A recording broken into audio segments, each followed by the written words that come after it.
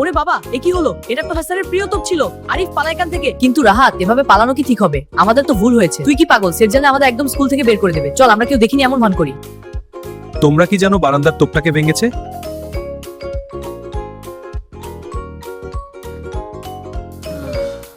ওটা খুব দামি একটা গাছ ছিল। কেউ যদি নিজে থেকে স্বীকার না করো, তবে আমি পুরো ক্লাসের সবাইকে শাস্তি দেব।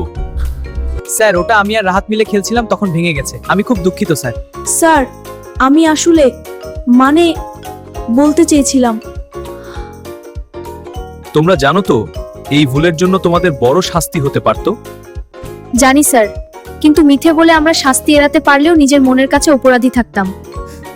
আব্বু বলেন, ভুল করা অন্যায় নয়, কিন্তু ভুল স্বীকার না করা অন্যায়।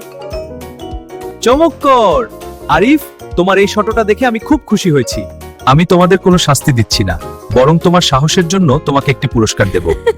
আর রাহাত, আশা করি তুই আরিফের কাছ থেকে শিক্ষা নেবে যে সত্য বলায় ভয় নেই, শান্তি আছে।